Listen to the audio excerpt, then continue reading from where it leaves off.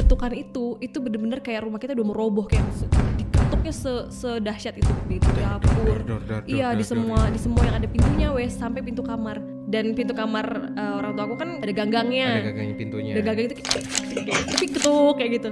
Itu kayak bener-bener udah final momennya ya. Kan kalau kita jalan di tikar tuh kayak ada gesekan kan. Yeah. Rumah aku tuh pakai tikar. Terus kayak ada gesekan gitu, gesekan kayak gini, kayak gitu. Oh, jalan. srek gitu ya. Terus tiba-tiba mulai ada tekanan di kasur yang kayak orang naik kasur kayak nyet gitu. Pasti kerasa kan kalau ada pergerakan di kasur, kita ngerasa ya.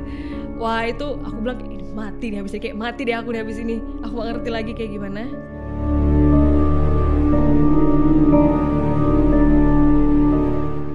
Halo, selamat datang di Buka Mata. Biasanya kita bahas banyak hal soal horor di Kota Malang ya, dan kejadian-kejadian mistisnya. Tapi sekarang kawan, kita akan move terlebih dahulu ya. Kita bakal terbang jauh ke negeri seberang, yaitu Kalimantan. Kalimantan, hutannya lebat, sungainya dalam, dan hutannya yang asri juga ya. Dan banyak juga kepercayaan yang diwariskan dari generasi ke generasi. Dan banyak sekali urban legend yang memang beredar di Kalimantan. Dan saat ini aku nggak sendirian untuk membahas soal urban legend di Kalimantan, karena aku udah ditemanin oleh Yola. Halo Yola. Hai. Oke. So nanti kita bakal cerita banyak ya tentang pengalamannya Yola juga, yang horor-horor gimana di Kalimantan dan lain-lain. Siapin telinga, kosongin pikiran, jangan takut hantu, takutlah pada kenyataan. Ini Buka Mata.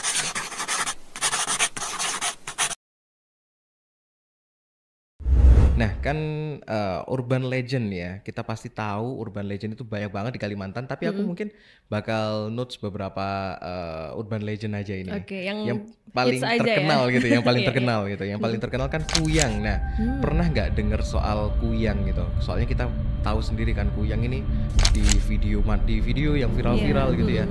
Ada ibu-ibu hamil gitu disamperin kuyang sampai teriak-teriak gitu. Nah, pernah nggak Yola ini merasakan hal yang sama kayak gitu? Maksudnya kayak pernah ngelihat langsung nggak kayak gitu? Sebenarnya kalau spesifik ngelihat langsung, aku belum pernah ya, jujur belum pernah. Tapi kalau di tempatku, aku dari Kalimantan Tengah by the way, nah itu masih cukup kental ya pembicaraan soal kuyang ini. Nah, meskipun aku nggak pernah ngelihat langsung kuyang itu kayak gimana bentuknya secara real ya. Kalau kita tahu kan dia kepala, terus ada isi organ tubuh yang menggelantung kan. Nah, tapi di tempatku itu masih sangat percaya dengan adanya kuyang ini tadi. Biasanya kuyang ini suka ngincar orang-orang yang lagi hamil memang, karena dia ngincar bayinya gitu ya. Nah, tapi kadang juga di tempatku masih dipercaya mitos kalau misalnya kita lagi haid, terus kemudian buang darah sembarangan, nah itu juga sangat rawan untuk didatengin sama kuyang. Oh gitu, jadi kuyang ini juga selain ngincer bayi juga ngincer darah haid kotor, itu? Ya. Darah kotor itu ya? Iya, di sebagian tempatku masih ada yang percaya kayak gitu. Terus efeknya apa dong kalau misalkan kuyang kan, kalau misalkan ngincer bayi ya bayinya hilang gitu. Kalau misalkan ke perempuan biasa gitu? Dia kayak menyerap darahnya gitu loh. Oh. Entah misalnya perempuannya ketahuan nih lagi haid karena buang darah sembarangan gitu. Tiba-tiba nanti pas dia mandi, di atas kamar mandinya ada kuyang kayak gitu. Nah, cerita-cerita kayak gitu tuh masih lumayan sering. Oh gitu, itu pernah dengarnya emang tetangga-tetangga gitu ya? Emang ada kejadian di tetangga-tetangga? Beberapa tetangga ada yang bilang kayak gitu. Terus tuh yang paling sering aku alamin ketika tetangga-tetanggaku atau even keluargaku sendiri yang mau melahirkan atau yang lagi hamil, kita tuh biasanya selalu nyari yang namanya daun jerangau.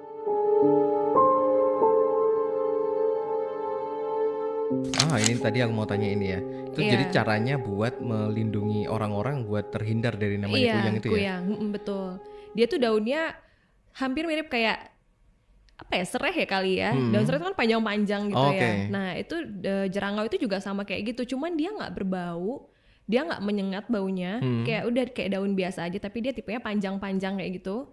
Itu diapain? Diikat? Ditanam. Oh, ditanam. Jadi tuh kalau di tempatku itu rumahnya tuh masih kadang yang kayak tinggi-tinggi gitu loh. Terus di samping jendela tuh masih ada halaman biasanya. Nah, di kamar yang ditempatin sama si ibu hamil atau tempat orang melahirkan, kamar persalinannya, itu pasti di bawah jendelanya, kalau di jendelanya itu ditanamin daun-daun jerangau itu. Jadi kalau misalnya di Kalimantan lewat rumah orang, kok ada daun ini, berarti dia persiapan udah mau lahiran atau dia lagi hamil. Oh kayak gitu. Itu biasanya kalau misalkan kuyang sendiri ya, yang Yola tahu, biasanya ngincer ibu-ibu hamil apa ya, dari umur hamil muda apa hamil tua gitu? biasanya dari hamil muda dia udah apa ya istilahnya survei mungkin gitu ya kuyangnya. Gitu ya? Ini kan kuyang ini kan bukan orang yang udah meninggal gitu kan, tapi dia orang hidup gitu ya. Orang hidup gitu, sebenarnya dia ketika dia tahu di daerah ini ada yang hamil, dia telusurin ini hamilnya udah berapa bulan, dari kelahiran atau belum, kayak gitu lah ya, kayak gitu. Jadi memang cukup ngeri juga ya kalau misalkan dengar kayak gitu. Tapi kalau misalkan di sekitaran Yola ada nggak orang yang pernah diduga jadi kuyang gitu? Banyak. Banyak, apalagi sebenarnya ini ya gimana ya, bingung juga kan. Apalagi dia ini orangnya udah tua sebenarnya, umurnya tuh udah mungkin di atas 70 tahun, tapi dia masih cantik gitu, dia masih sehat, masih fit. Nah itu orang-orang kayak di kampung ini kayak gitu, di tempatku tuh masih kayak gitu kan, itu kayaknya ada kuyang dari kampung ini, jadi kalau misalnya hamil jangan main-main kesana. Dia gitu. Agak seru ya obrolannya. Iya, jadi ada dugaan-dugaan kayak gitu. Dugaan kayak gitu tuh masih ada ya sampai sekarang, dan itu ada ciri-cirinya nggak? Kenapa kok? Pasti kan kalau misalnya orang menduga pasti ada ciri-cirinya ya gitu loh.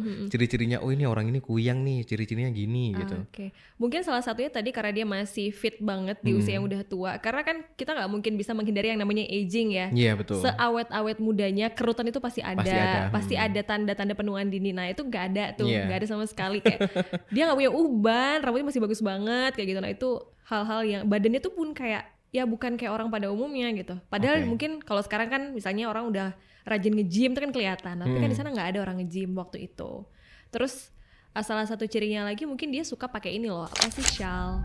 Karena di leher orang yang jadi kuyang itu biasanya ada kayak bekas sayatan gitu sih. Sebenarnya bukan disayat ya, tapi karena emang lepas keangkat gitu kan, jadi pasti kayak ada bekasnya di sini. Nah dia biasanya kalau nggak pakai shawl, ya pasti pakai baju yang menutupi leher, kalau nggak ya jilbaban kayak gitu. Jadi agak susah ya mendeteksinya kalau misalkan dilihat dari leher gitu ya. Dan kalau di tempatku mitos kuyang ini juga identik, dia itu bukan apa ya, bukan kita pengen jadi kuyang terus kita belajar ilmunya, tapi lebih ke turun temurun gitu loh. Kayak misalnya dia punya datuknya atau neneknya gitu sebagai kuyang. Jadi nanti neneknya ini harus mewariskan dulu ke siapa di keluarganya untuk jadi kuyang itu tadi. Oh, jadi memang diwariskan ya. Dan itu sampai sekarang masih ada. Untuk di tahun ini gitu masih ada gitu. Apa ya, cerita-cerita gitu di rumah gitu di Kalimantan. Masih ada sih kayaknya. Cuman mungkin gak se-hype dulu kali ya di tahun 2000-an awal. Kayak gitu masih hype banget. Tapi kalau di tahun-tahun sekarang kayaknya mungkin udah mulai berkurang ya. Tapi kepercayaan itu apakah masih ada? Masih sangat ada gitu, orang percaya kuyang. Masih sangat ada. Oke, aku sendiri juga biasanya ngelihat video kuyang di sosial media itu benar-benar kayak merinding banget gitu, karena ini kejadian yang emang benar-benar banyak orang merasakan katanya di Kalimantan gitu. Bahkan banyak orang yang komen-komen juga kalau misalkan ada saudaranya yang janinnya sampai hilang dan lain-lain karena sebab dari kuyang gitu. Betul. Dan kuyang sendiri memang mereka selain suka darah, selain suka janin, ada nggak ya hal lain yang mungkin mengganggu gitu? Sejauh ini 2 itu aja sih kalau yang aku alami sendiri. Maksudnya yang aku tahu di lingkungan sekitar gitu, orang-orang kalau misalnya udah haid itu pasti yang gadis-gadis gitu ya pada ketakutan, pada jaga-jaga, pokoknya jangan buang ini darah haid sembarangan dan lain-lain. Tapi mungkin itu mitos juga ya. Terus ya salah satunya tadi ketika hamil jangan sembarangan ngasih tahu kandungan kita berapa bulan ke orang. Terus yang megang perut kita itu jangan sampai orang lain pegang kayak ngelus kayak gitu. Itu tuh jadi pantangan juga karena ya bahaya gitu. Jadi harus benar-benar diprotek banget. Oh, jadi ada pantangan-pantangannya juga ya?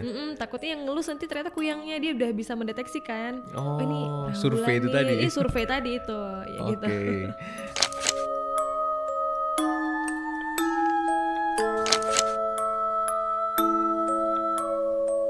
Oke, itu tadi soal kuyang nih ya. Nah, selain kuyang kan juga banyak juga urban legend lain gitu ya. Ada contohnya yang aku pernah dengar juga, hantu banyu gitu. Hantu banyu. Banyu itu air ya kalau di Kalimantan. Hantu air gitu ya. Nah, di daerah Yola juga sama gitu, ada hantu banyu ini.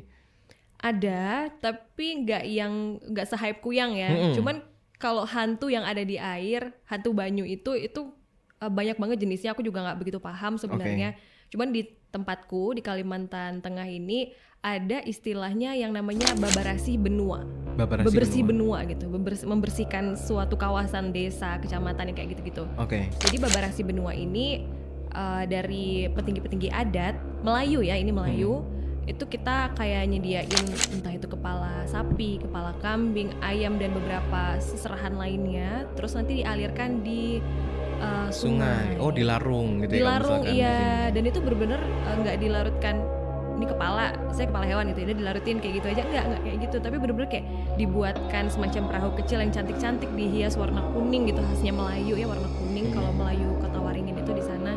Terus nanti ada tarian-tariannya, terus nanti baru dilarutkan di di sungai gitu, di hulu sungai kayak gitu. Dan dengan tujuan untuk membersihkan benua itu tadi dari ya hantu banyu itu. Tapi juga banyak ya, maksudnya purpose-nya nggak cuman untuk hantu banyu itu sendiri aja, tapi itu emang udah jadi istilahnya kayak upacara adat kali ya, atau kegiatan emang di adat itu gitu. Berarti secara nggak langsung memang sungai di sana itu dikeramatkan lah ya, gitu. Dijaga banget kayak gitu, nggak boleh aneh-aneh dan lain sebagainya. Pernah ada nggak Yola denger kejadian orang hilang gitu karena hantu banyu ini? Hantu sungai. Ada ya, tapi bukan di Kalimantan Tengah. Kalau aku tuh dengar ceritanya, aku lupa entah ini barat atau timur Kalimantannya, tapi ada gitu orang yang maghrib masih mancing gitu ya. Surup-surup tuh kan pancingers nih. Surup itu juga sakral kan ya, maksudnya waktu yang rawan banget gitu, katanya waktu jin itu pada keluar semua, jadi dia masih mancing terus tiba-tiba ya hilang, tenggelam dan lain-lain. Itu masih ada. Terus salah satu masih ada ya. Iya. Terus ini apa sih namanya, berkaitan sama hantu banyu. Hantu banyu ini kan bentuknya nggak jelas juga bentuknya apa sebenarnya kayak gitu. Ada hantu banyu ini berupa, di tempatku tuh masih percaya hantu banyu itu berupa buaya. Oh, buaya. Buaya muara yang emang katanya itu dari buyut dulu yang punya, sampai akhirnya dia masih menjelma dan ada di beberapa sungai itu ada.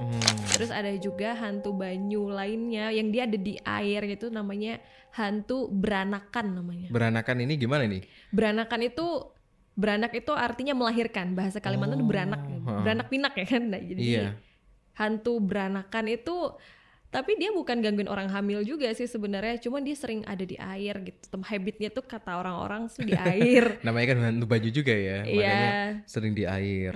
Ya itu sih. Nah kalau misalkan aku waktu itu juga pernah baca-baca ya, hantu banyu ini modelnya kayak apa ya, perempuan gitu, modelnya kayak ada lumpur gitu, rambutnya berlumpur dan lain-lain gitu. Itu emang tiap daerah berarti beda-beda ya? Beda-beda persepsi sih. Jadi nggak semua kayak misalkan di Kalimantan Tengah, Kalimantan Selatan itu pasti ya beda dari persepsi hantu banyunya ini ya. Iya, kalau di tempatku tuh hantu banyu nggak yang begitu hits banget lah gitu. Tapi orang-orang percaya di sungai itu ada something, itu masih ada. Kita lanjut nih. Selain hantu banyu, selain kuyang yang emang gak kalah serem, ini menurutku yang paling bikin aku merinding ya. Kalau misalkan aku baca-baca gitu di sosial media gitu, hantu bangkit. Hantu bangkit ini jadi salah satu hantu yang emang cukup serem gitu ya menurut aku, karena hantu bangkit ini apa namanya ya, bukan zombie, bukan bukan arwah gitu ya, tapi katanya mayatnya yang emang bangkit gitu. Iya, katanya kayak gitu. Emang itu karena apa mayat itu bisa bangkit gitu? Mayatnya bisa bangkit itu multifaktor ya, banyak banget. Kalau mungkin yang Iqbal cari tahu apa? Kalau misalkan aku sih karena ada dia belajar ilmu hitam dulunya gitu, atau mungkin tadi itu ada pantangan yang dilanggar gitu. Nah, kalau misalkan yang Yola ketahui biasanya apa? Sebenarnya kurang lebih sama ya. Intinya tuh pokoknya ada something yang salah, something wrong yang dia lakukan semasa dia hidup gitu. Jadi yang dan apalagi itu berkaitan sama orang lain, termasuk tadi ada dia melanggar sumpah, atau mungkin juga dia belum selesai sama beberapa urusannya, atau dia punya ilmu hitam, termasuk yang kuyang-kuyang itu. Kalau misalnya dia sampai umurnya meninggal dunia, itu dia jadi bangkit gitu. Oh, jadi udah hidupnya jadi kuyang, meninggalnya jadi bangkit gitu ya. Iya, jadi bangkit, atau dia kayak ngelanggar ini sih aturan-aturan adat gitu. Gitu. Jadi memang banyak hal-hal sepele sebenarnya. Kalau dulu tuh kita kecil masih ditakut-takutin sama orang tua, sama nenek, sama kakek. Misalnya nih, kakek aku makan misalnya di ruang tengah gitu, terus piringnya di bawah di lantai, kan bisa ada yang makan kayak gitu kan. Terus tiba-tiba aku nggak sengaja atau aku sengaja ngelangkahin piring itu, aku langkahin gitu. Gitu. Terus kayak pasti ditakut-takutinnya, jangan kayak gitu, nanti kamu matinya jadi bangkit loh. Kayak melakukan hal yang tidak pantas untuk orang yang lebih tua, kayak gitu juga sering dimitoskan akan menjadi bangkit. Oh gitu, oke. Terus kalau misalkan emang bangkit nih dari pantangan, dari apa ya, banyak hal lah ya intinya multifaktor itu tadi. Ini bentuknya jadi satu, maksudnya sama gitu. Apakah berbeda-beda nantinya juga ya? Beda-beda ya? Bangkit itu pun nggak spesifik ya bentuknya, lagi-lagi nggak spesifik gitu.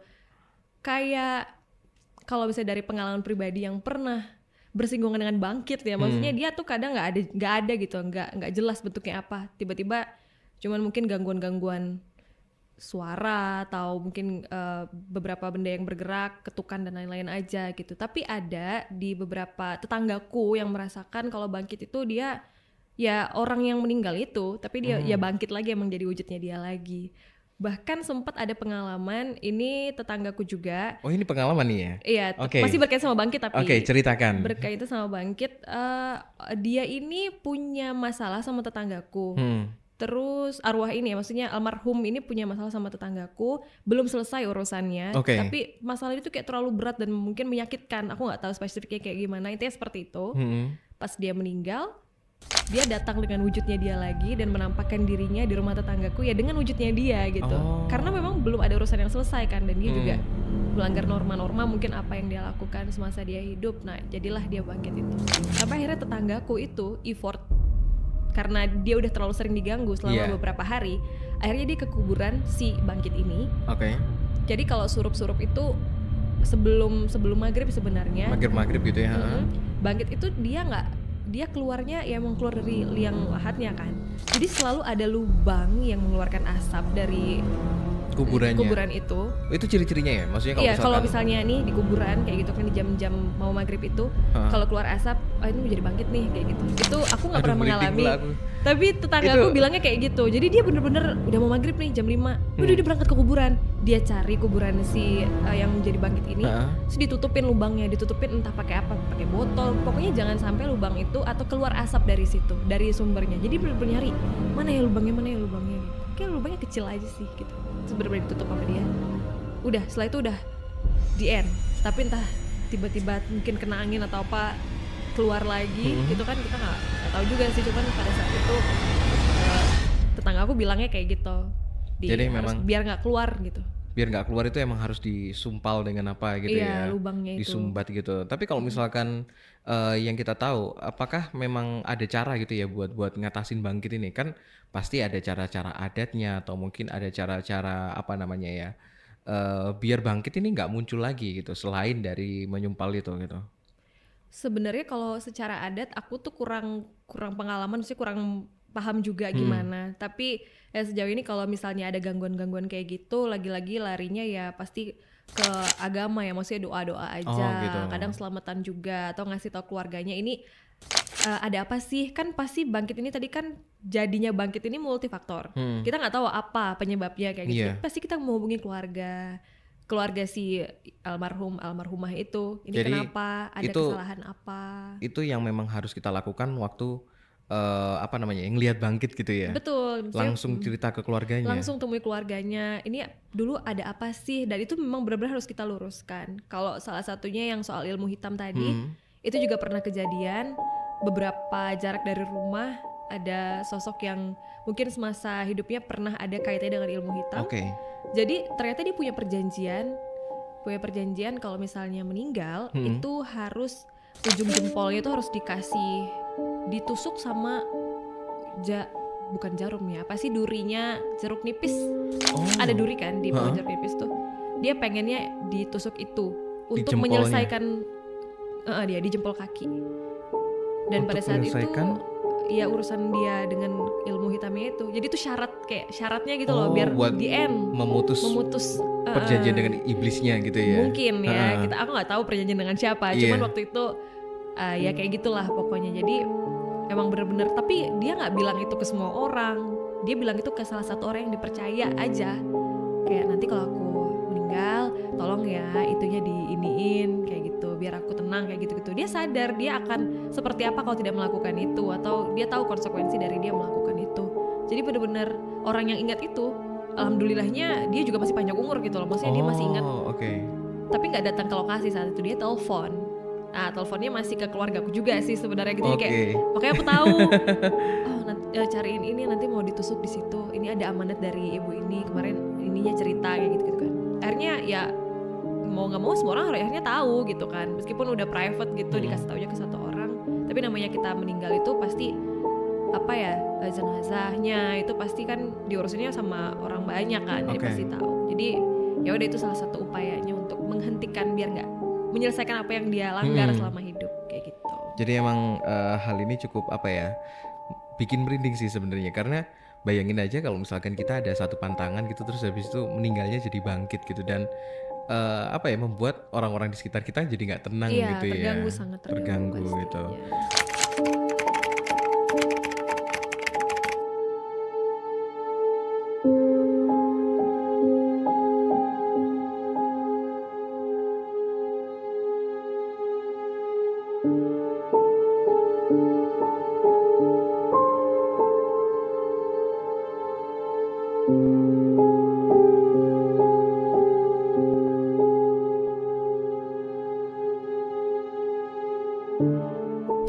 Nah ini tadi kita udah cerita soal urban legend nih ya, beberapa urban legend yang memang cukup terkenal di Kalimantan. Nah mungkin kalau misalkan kita bakal move gitu ya ke pengalaman pribadi gitu. Jadi pasti dong kalau misalkan tinggal di Kalimantan itu ada hal-hal mistis yang memang unik buat diceritakan gitu loh. Ada nggak Yola? Mungkin bisa diceritakan gitu. Dari mananya dulu? Bebas deh, terserah Yola. Mau dari mana? Dari mana ya? Ini tuh sebenarnya pengalaman pribadi. Mungkin ini masih ada sangkut paut sama bangkit kali ya. Jadi tuh dulu di rumahku tuh rumah lama sebenarnya. Rumah yang kalau direnovasi itu cuma sedikit doang dari zamannya kakek-kakekku, dari buyutku gitu. Nah, itu tuh udah rumah lama banget, dan memang waktu itu ada amanat sampai ke ayahku juga, ini rumahnya nggak usah terlalu banyak dirombak-rombak lah kayak gitu. Intinya kayak gitu waktu itu. Cuman sampai sekarang udah mulai ada dirombak lah.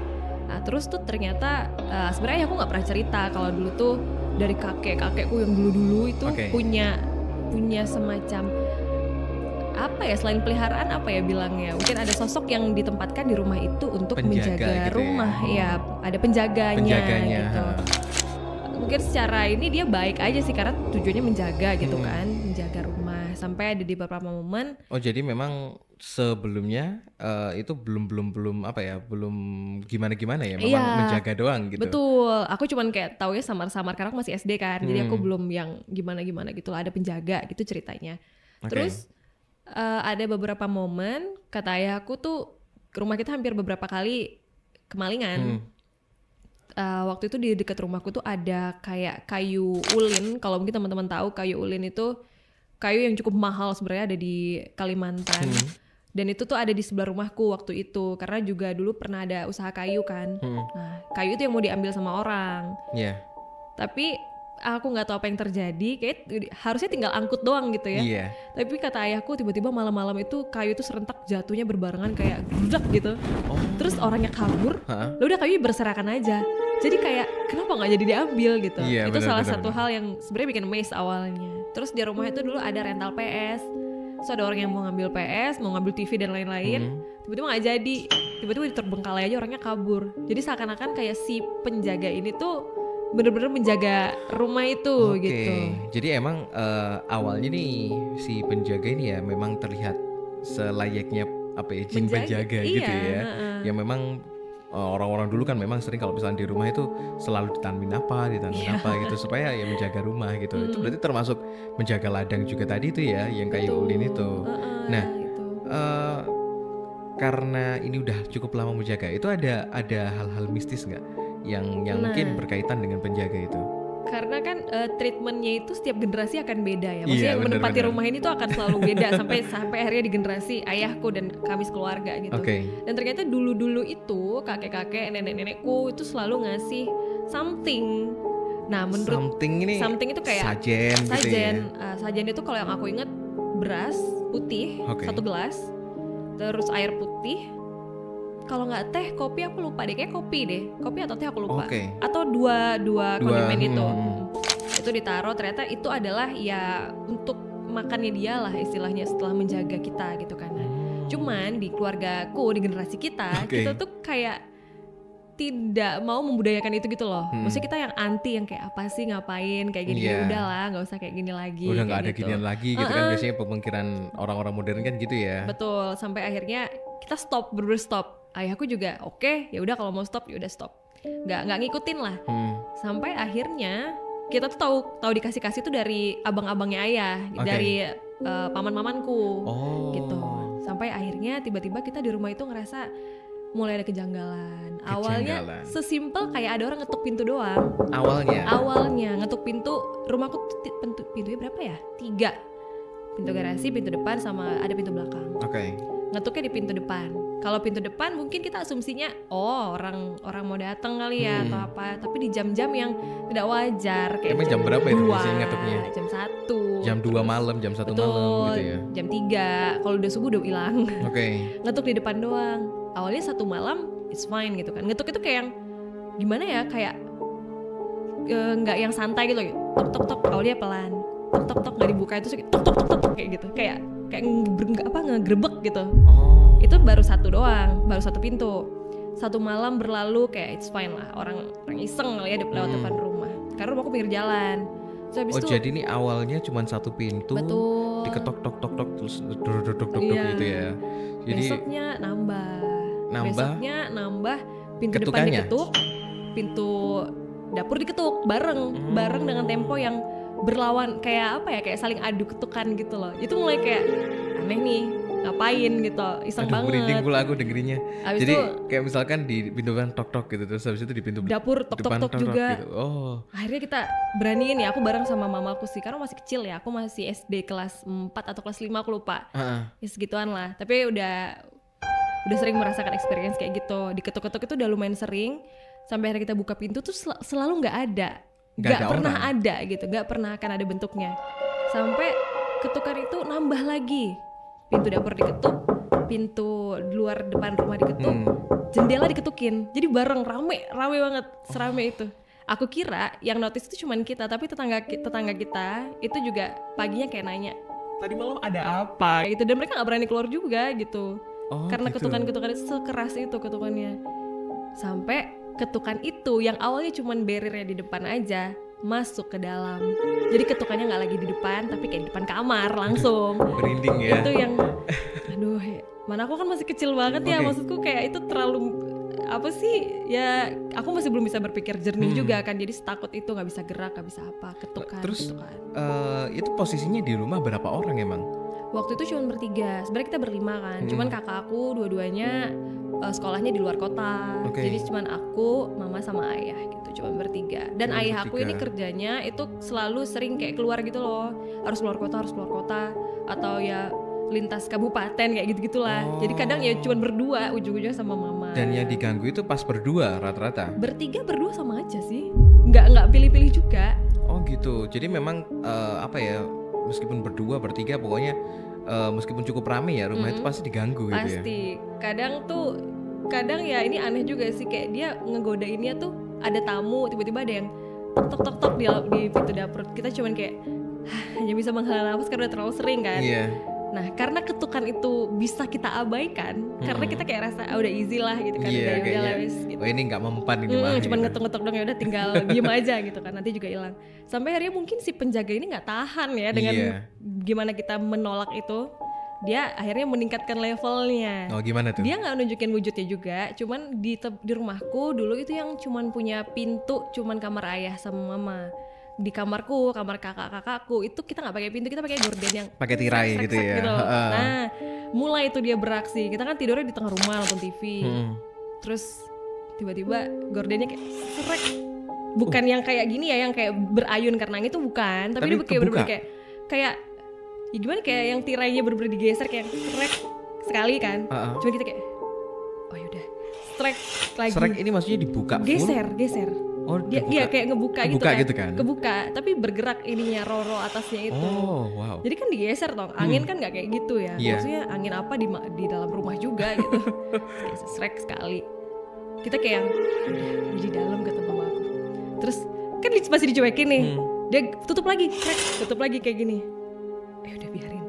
Saking keselnya, kayak gini. Kayak bener-bener kayak marah, kayak kita lagi ngacak-ngacakin gorden gitu. Jadi, udah itu aku sama mamaku cuma bisa kayak saling berpegang tangan. Ya Allah. Wow. Ya gimana ya, maksudnya kita nggak tahu kan dia bentuknya kayak gimana, wujudnya tuh apa sih kayak gitu. Cuman dia kayak kesel aja kayak. Jadi itu emang beneran pas mainin gorden tuh nggak kelihatan sosoknya ya. Jadi cuman emang poltergeist gitu, jadi kayak benda-benda doang yang dimainin gitu ya. Kalau kakak aku waktu itu kebetulan pulang dari Surabaya, bentar doang waktu itu pulangnya ke Kalimantan ke rumah, terus pas dia mau makan, tiba-tiba kulkasnya kebuka, kayak dibukain kulkasnya gitu, digangguin. Oh, gitu. Tapi ayah aku justru kayak dia seneng gitu loh. Kayak, membantu gitu ya. Lihat. Kadang dijadiin candaan karena udah capek kan. Lihat. Ini apa, kulkasnya kebuka. Ntar dia tutup lagi ya. Terus emang bener-bener ditutup lagi. Bukan angin ya, maksudnya kayak orang ngebuka kulkas tuh ada effort kayak gitu kan. Nah, kayak gitu. Terus habis itu kita tuh dulu masih pakai tudung saji. Jadi tudung sajinya ngangkat kayak gitu. Terus nanti dia tutupin lagi. Dan itu ayahku tuh karena apa ya? Karena dia udah capek juga kali ya. Iya, udah terbiasa juga mungkin ya. Biarin aja wis naik turun di tudung saji. Jadi udah dibiarin. Terus apalagi sih kayak jendela kebuka sendiri. Kebukanya tuh bukan kebuka yang gebrak gitu ya, tapi kan ada kunci yang gesek slotnya itu. Ya slot itu geser kayak stuck kayak gitu. Kebuka jendelanya. Oh, bagus dong ya membuka. Iya kan, tapi kan malam. Jadi malam-malam ini mengganggu kan. Oke. Gitu, kayak tiba-tiba alat kotak musik yang suaranya ting ting ting ting ting ting ting ting itu bunyi sendiri. Horor banget sih kalau itu ya. Nah, tapi yang bikin kesel itu kalau aku nggak salah ingat, aku tuh nggak ada muter itu dalam beberapa hari. Biasa kan kadang mungkin macet berputar gitu. Tapi kenapa di jam-jam tertentu? Dan yang kalau aku nggak salah ingat lagi, bukan tiba-tiba bunyi, tapi putaran di belakangnya itu bener-bener kayak krek, diputar kayak krek gitu. Sampai akhirnya dibunyi gitu. Jadi dia emang diputer. Jadi kayak bener-bener kayak spot jantung banget. Sampai finalnya, karena kita udah nggak tahan ya. Finalnya itu sebenarnya besoknya tuh mau melakukan pembersihan gitu loh, karena udah nggak kuat kan. Akhirnya kita coba datang ke pemuka agama. Ada orang pintar juga sebenarnya yang dilibatkan. Nah kalau yang dari pemuka agama itu ya kita selamatan aja, kayak baca-baca doa kayak gitu. Terus kalau yang dari orang pintar ini dia nyaranin untuk coba dikasih apa yang dia mau deh, kayak zaman dulu kayak dikasih teh, dikasih apa, kopi, sesajen itu. Ya udah kita coba dua-duanya, berbagai macam cara, sampai akhirnya nyoba sesajen itu. Uniknya dikasih sesajen itu bener-bener bersih, kayak ya ada yang makan gitu, maksudnya ada suaranya, ada orang yang lagi makan berasnya, ada orang yang lagi minum. Dan mungkin ini agak impossible ya. Gimana? Bisa kedengerannya. Iya kan jarak dari dapur ke kamar tuh gak jauh-jauh banget ya. Itu kan ditaruhnya di dapur, taruhnya di deket pelantaran tempat cuci piring lah gitu. Sampai akhirnya ini kan misalnya ada gelas ya, ini sajennya, ini udah habis nih, udah diminum, itu ditutup kayak gini semuanya, nggak ada yang nutup. Pagi pas subuh kita baru lihat kayak semuanya ditutup gitu, semuanya kayak ini misalnya yang isinya tadi kopi udah ditutup kayak gini, yang isinya ini udah ditutup kayak gini. Dan epic momennya kadang tuh dia nggak nutup kayak gini kan, tapi pernah di tengah malam dia nyuci piring, menyuci sesajennya. Itu ini aku speechless banget sih. Kayak aku juga nggak percaya itu terjadi sebenarnya, tapi emang itu adanya. Tapi waktu itu posisi di rumah memang cuman berdua. Kadang berdua, kadang bertiga gitu ya. Dan itu ya nggak ada orang lain selain yang makan di belakang gitu siapa malam-malam. Lagi gitu. Maksudnya kalau orang iseng sembunyi pun ya nggak segitunya juga gitu. Gitu sih. Sampai dikasih itu pun jadinya kayak malah keenakan kan, maksudnya kita mikir kayak ngelunjak makin malah hidupnya berdampingan, dan itu nggak nyaman sama sekali, sangat amat tidak nyaman gitu.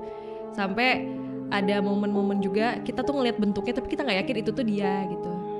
Kayak malam-malam mama aku tuh wudu sendirian sebenarnya. Iya, aku merinding nih, mulai merinding nih.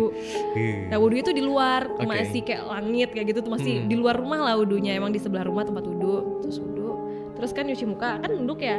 Pas dia ngangkat kayak gini, dia tuh di depan warna putih lagi, maksudnya dia pakai baju putih, rambutnya panjang, tapi dia nggak ngadep ke mama aku, dia ngadepnya ke depan. So mama aku kan pasti nge-freeze ya. Aku tuh nunggu giliran kayak mama aku lama banget wudunya itu ya. Di di luar, di samping rumah. Oh, di samping rumah. Mau sholat isya, aku ingat banget waktu itu. Aku lagi nonton TV, terus mamaku udah duluan. Kita pikir kayak udah aman pada saat itu. Ternyata mamaku bilang kayak, mamaku pelan-pelan masuk, terus tangannya kayak dingin banget, kayak mukanya biru. Terus mamaku pegang tangan aku kayak, ayo dunya bareng. Kayak gitu. Ayo dunya bareng. Dia ada di depan mama tadi. Kayak gitu kata mamaku, tapi ngadepin ke sana. Terus ya udah kita wudunya bareng. Aku sambil nangis banget. Aku wudhu sambil senangis itu karena aku takut banget ya. Nah sampai tengah malamnya ada ketukan-ketukan lagi. Terus mama aku tuh kayak ngajak kayak ngeberanin diri karena ayahku lagi nggak ada kan. Ayo kita lihat yuk katanya. Aku dulu kayak wow nangis banget. Ayo kita lihat sekali ini kita lihat. Jadi rumah aku tuh nggak yang pintu dapur aku itu kayak ada celahnya sedikit gitu loh, kayak nggak berberapet tapi kayak ada celah sedikit yang bisa diintip. Nah kita ngintip akhirnya. Ketukannya itu padahal deket banget sama kamar kita, tapi dia itu jauh banget di depan gitu, di seberang jalan gitu loh, sama dengan apa yang mama aku bilang kayak bajunya warna putih, rambutnya panjang, dia di depan kayak gitu, di depan rumah, dari pintu dapur tuh kelihatan waktu itu. Terus akhirnya kita udah tidur lagi, baca ayat suci Al-Quran kayak gitu berdua. Nah entah mungkin karena tindakan kita itu bikin dia marah apa gimana, karena dia juga tahu kita lagi berusaha untuk memindahkan dia. Karena orang pintar yang diajak ke rumah itu dia bilang sayang banget ini kalau dihilangin, dipindah ke rumahku aja. Saking dia pengennya ada penjaga itu juga. Jadi ya mungkin upaya-upaya yang kita lakukan itu bikin dia marah. I don't know juga gimana, kenapa gitu ya. Sampai ini momen yang aku paling takutin seumur hidup aku lah. Kan aku nggak tahu bentuknya.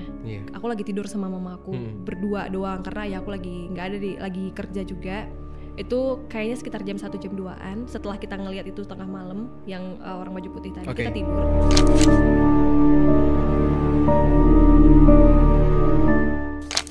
Abis itu ketukan itu bener-bener kayak rumah kita udah meroboh, kayak diketuknya sedahsyat itu di dapur. Iya, di semua yang ada pintunya sampai pintu kamar. Maksudnya di semua hal yang bisa dibuka gitu ya. Iya. Dan pintu kamar orang tua aku kan ini ya kayak maksudnya udah ya ada pintunya, ada ganggangnya. Ada ganggangnya pintunya. Ada ganggangnya itu kayak tapi ketuk kayak gitu. Itu kayak benar-benar udah final momennya ya. Dan itu nggak pelan-pelan gitu langsung. Enggak. Gitu sampai akhirnya dia berhenti. Udah nggak ada lagi semua ketukan itu. Udah hening, benar-benar nggak ada suara. Pintunya kebukanya kayak Nah itu aku masih belum tidur sama mamaku. Kayak kalau misalnya dilihat tangan posisinya kita di rumah cuma berdua dan itu di kasur. Wow. Kasur yang dia ukurannya king size gitu, yang mungkin kalau kita lompat-lompat tuh bisa mantul. Nah kayak gitu. Jadi kalau misalnya mau dilihat tangan aku sama mamaku tuh kayak bisa berdarah deh, kayak saking kerasnya kita berpegangan kayak gitu kan. Itu posisinya tidur lagi kayak gini, terus kita sambil menggenggam aja kayak gitu. Kayak saking kayak gitu udah sama-sama nggak sadar tiduran sama-sama ya ini. Jadi ini posisinya lagi ya memang lagi tidur gitu. Iya lagi tidur, tapi karena suara itu kita sebenarnya sadar aja gitu. Kita sadar, cuman kayak kita berusaha mematikan diri lah, kayak ya saking ini ya sambil pegangan tangan. Apalagi pas pintunya mulai kebuka, kayak aduh masuk, ya Allah gimana ini, udah di ruangan yang sama-sama kita gitu. Iya. Ya pintu kebuka pelan. Aku pikir cuma sampai itu aja gitu, maksudku udah sampai buka pintu aja. Tapi ternyata langkahnya tuh kedengeran. Aku tuh berusaha ngintip tuh nggak bisa, karena gimana ya kalau kita berhadapan dengan situasi kayak gitu, kita pasti nge-freeze gitu ya. Nge-freeze kan, buka mulut aja itu susah, tapi kita sadar buka mulut aja susah, gerak aja tuh nggak bisa, kayak udah kayak gini loh kan. Akhirnya kayak doa dalam hati, itu pun dalam hati aja tuh bilang bismillah tuh sesusah itu gitu. Oke, jadi emang apa ya, tekanannya sekuat itu ya. Sekuat itu, iya. Nah terus habis itu posisinya ini masih pegangan gitu ya? Masih pegangan terus sampai akhir akan selalu pegangan guys. Oh gitu, masih pegangan terus habis itu si sosok ini itu jalan. Iya, jalannya kemana? Kedengeran kan kalau kita jalan di tikar tuh kayak ada gesekan kan. Rumahku tuh pakai tikar, terus kayak ada gesekan gitu, gesekan kayak gini, kayak gitu. Oh jalan. Serek gitu ya. Terus tiba-tiba mulai ada tekanan di kasur yang kayak orang naik kasur, kayak gimana ya, kalau kita tidur terus ada orang jalan di kasur, kita pasti kayak ke bawah kan, kayak kayak gitu. Oke, itu spring bed ya biasanya. Spring bed kan, jadi nyet gitu, pasti kerasa kan kalau ada pergerakan di kasur. Kita ngerasa ya. Wah itu aku bilang kayak mati nih habis ini, kayak mati deh aku nih habis ini. Aku gak ngerti lagi kayak gimana. Jalan sampai kayak dari ujung kaki kan, jalan sampai naik ujung kepala. Dan itu pelan, dia nggak buru-buru. Kan jalan mengitari kasur itu loh. Karena aku sama mamaku kayak dempet ya. Iya. Dan itu kan berarti gede. celahnya di samping-samping itu ada, di atas juga ada gitu ya. Di samping itu yang celahnya banyak tuh aku, karena mama aku tuh kayak mepet tembok gitu loh. Jadi kan di sebelahku ya. Jadi kerasa banget kayak ngek itu kayak kerasa banget di sebelah sini. Aku pikir kayak aduh besok kalau aku udah gak hidup lagi aku gak tahu lah ini kayak gimana. Aku takut dia menyerang gitu loh. Iya. Tapi ternyata yang dia lakukan plot twistnya dia melompat di spring bed itu. Dia kayak ya gimana coba, kita lagi rebahan terus ada yang lagi ngelompat bolak-balik ngelompat kayak gitu pas kita lagi tiduran. Oke, itu melompatnya di posisi yang sama. Iya di kasur itu, entah di sebelah sini atau di sebelah sini aku lupa, pokoknya dia melompat kayak gitu. Di tengah-tengah kamu sama mamahmu di itu. Di sebelah sini ya. Aku sama mamaku dempet, gak ada celah di sini. Cuman dia di sebelah sini. Terus kayak wah itu kita bergoyang dong dan memantul kan badan kita kayak gimana ya kalau lagi ada orang ngelompat kan gini-gini kita pasti gerak ya kan? gitu. Iya itu ya Allah itu epic moment banget sih. Dan itu berlangsung berapa lama ya? Kayak hampir 5 menitan.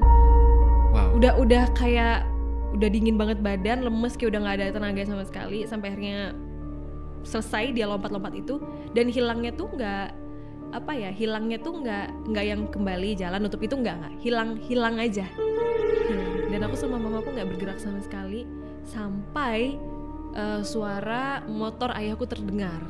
Itu udah subuh. Jadi kita tuh bener-bener kayak merem aja, menahan diri sambil pegangan tangan tanpa ada gerakan apapun. Mamaku sempet kayak lirih bilang kayak bahasa Kalimantannya gini, bebacaan yo. Kayak gitu, tapi lirih banget. Bebacaan itu artinya doa gitu, baca doa kayak gitu. Ya, cuman nggak bisa kan? Aku juga jawabnya lirih, bisa wow. Kayak gitu, kayak ya udah susah banget. Ya udah akhirnya kita menunggu sampai beberapa ayah tuh datang, suara motor itu datang, ada suara motor baru kayak bisa bernafas lega. Akhirnya kita keluar kamar dengan pelan-pelan. Dan ternyata rumah itu berasap banget, asap gimana ya menjelaskan, kayak ya udah asap gitu, asap yang mengepul kayak gitu. Tapi bukan bau asap, jadi kayak asap gitu di rumah. Kayak kabut gitu maksudnya? Mungkin ya kayak kabut gitu. Sampai ayahku datang, dia bingung ini kalian masak apa? Kenapa kayak gini? Akhirnya kita ceritain pengalaman yang baru saja kita alami. Tapi emang nggak ada yang kebakar ya waktu itu? Maksudnya kayak dia nggak sampai usil kayak misalkan bakar apa dan lain-lain gitu ya? Enggak kok, paling usil-usilnya bikin makanan basi kadang. Itu mitosnya di mana-mana sih, kayak kalau nyimpen makanan itu jangan lupa dikasih-kasih ke mana kayak gitu. Misalnya kita naik perahu, dibuang sedikit ke sungainya, nanti hantu banyunya marah. Itu pernah kejadian kadang. Misalnya kita lagi nyebrang gitu ya ke desa sebelah naik perahu.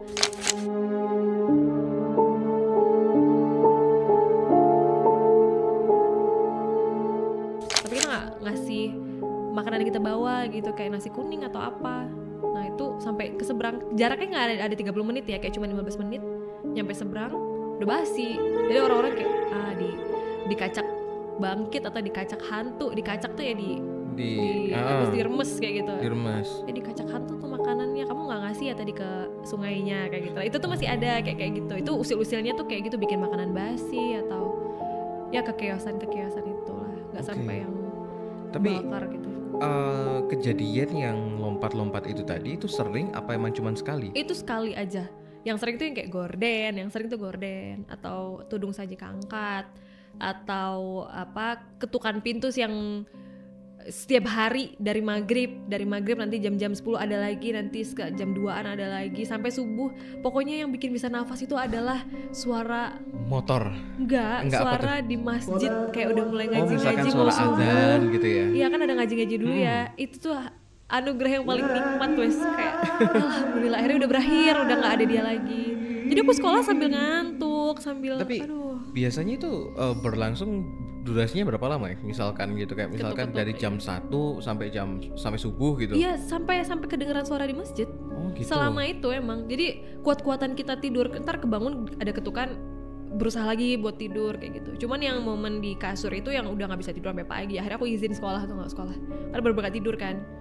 Gitu. Sampai ya udah akhirnya kita ngungsi, tidur di rumah keluarga. Rumah itu kayak dibersihin, didoa-doain. Akhirnya pakai ya inilah. Ada solusinya nggak waktu itu? Maksudnya kayak entah dipindah si penjaga itu? Katanya sih udah dipindah ya. Update terakhir sebelum aku berangkat kuliah. Oh gitu. Itu udah dipindah, udah nggak ada di rumah lagi. Maksudnya udah nggak ada kejadian aneh lagi.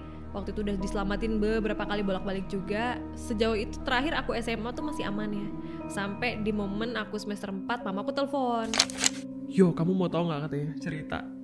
Jadi mama tadi kan tidurnya di kamar aku, mamaku tuh entah mungkin lagi kangen atau gimana, dia tidur di kamar aku. Terus tiba-tiba ayahku datang dari luar kota juga habis pulang kerja, masuk kamar, terus kayak ngajak pindah ke kamar mereka gitu kan. Terus dia nyium kening mamaku, dicium gitu kening mamaku, terus kayak oh yaudah mau pindah kamar. Baru mau pindah kamar, baru mau masuk kamar, baru suara motor ayahku datang gitu. Baru kayak lah ketemu yang tadi siapa? Makanya tiba-tiba pagi tuh sebelum aku berangkat kuliah aku telepon, kamu tahu nggak katanya gitu. Perasaan kemarin katanya udah nggak ada ya mak, aku bilang udah dipindah. Tapi mungkin entah usil pengen balik ke rumah bentar atau gimana nggak ngerti juga. Cuman itu terakhir kali kejadian aneh itu terakhir pas aku kuliah semester 4 atau semester 3. Berarti itu emang benar-benar apa ya, menyentuh ya waktu itu ya? Iya, nah benar-benar menyerupai gitu ya? Betul, karena sebelumnya kita nggak pernah tahu dia wujudnya kayak gimana. Bahkan yang lompat di kasur aja kita nggak lihat sama sekali karena cuma fokus merem. Tiba-tiba itu jadi ayahku pada saat itu. Pas untung mamaku tuh nggak masuk kamar dulu ya. Pas mau masuk kamar, baru suara motor masuk ke garasi. Waduh katanya. Cuman mamaku nggak sadar kan, pas ayahku datang tuh dia nggak cek garasi dulu. Tiba-tiba ada cowok masuk terus nyium kening dan ngajak ke kamar gitu kayak aduh. Tapi pas dicek di kamar kan emang nggak ada kan? Iya, mamaku langsung lari ke garasi dong, langsung lihat ayahku terus langsung cerita gitu. Mungkin mereka heran, kemarin udah nggak ada gitu. Cuman pas habis itu udah nggak pernah ada lagi di rumah. Malah kejadiannya kalau yang bangkit-bangkit masih ditemui di tetangga-tetangga gitu. Wow, banyak banget ini ya ceritanya. Soalnya dan apa ya? Aku sampai speechless gitu loh, nggak bisa bayangin seberapa deg-degannya momen waktu digangguin gitu ya. Dan itu kegangguannya sebanyak itu berjalan berapa bulan gitu waktu itu gangguannya. Kalau yang mulai epic itu sih kayaknya sekitar 6 bulan ya, yang udah se-epic itu ya. Tapi kalau yang sebelum-sebelum itu kayak ketukan-ketukan. Iya, ketukan-ketukannya. Ketukan itu yang kayak sesekali, mungkin setahun lah kayaknya, final selesai itu setahun. Jadi dalam setahun gitu ya waktu itu pas SD gitu ya. Kalau waktu SMA itu ada, tapi aku nggak yakin itu. Oh enggak, itu bukan si penjaga ini ya, tapi itu bangkit. Nah itu aku sama mamaku juga yang jadi korban. Cuman di rumah tetangga aku.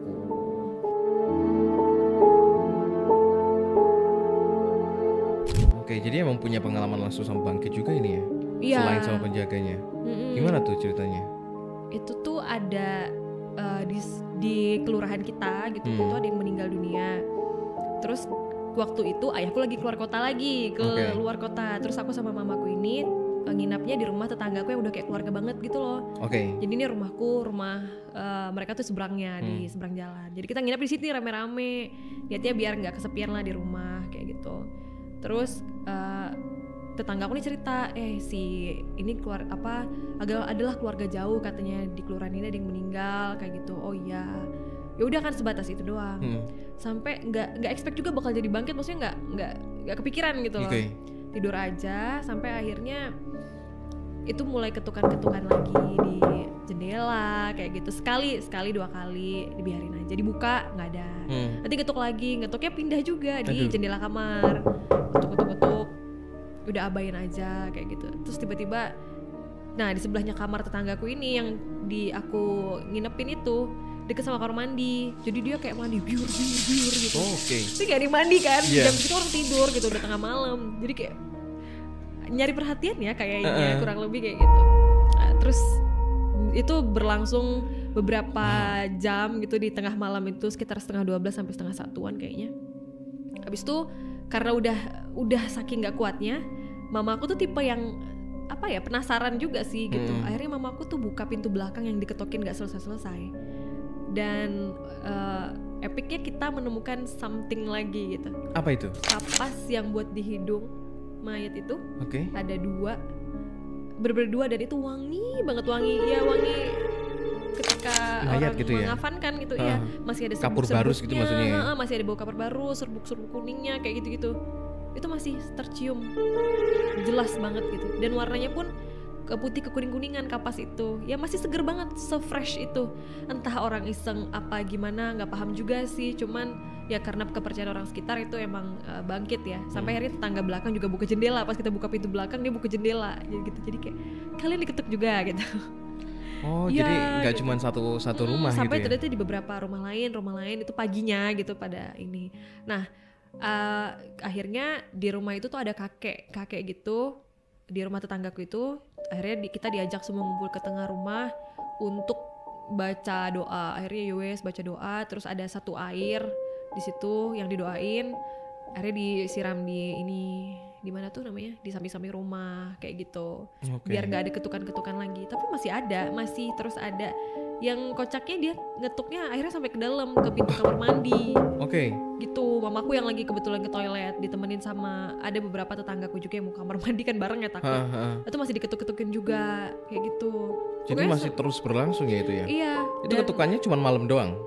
Satu hari itu doang sih kebetulan. Alhamdulillahnya lagi cuma satu hari itu doang. Di malam itu doang. Terus mama aku tuh dapat telepon dari ayahku kayak udah mau sampai rumah. Jadi mamaku harus nyebrang ke depan rumah. Itu tuh posisi kayak udah jam 3 lewatan lah. Nah kita pikir kayak udah aman lah jam 3-an, nggak mungkin 3 pagi ya. 3 pagi nggak mungkin ada yang aneh-aneh. Karena aku takut ya, aku nggak mau nemenin mamaku ke rumah gitu. Pasti aku mau di rumah tetanggaku aja karena rame. Aku di sini aja gitu. Mamaku pulang.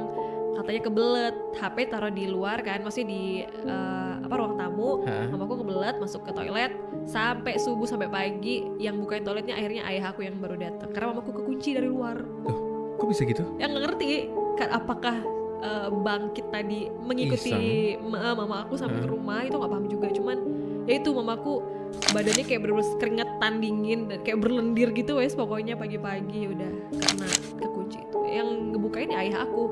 Harusnya aku kayak merasa bersalah kenapa mau ikut aja ya gitu buat bantuin gitu.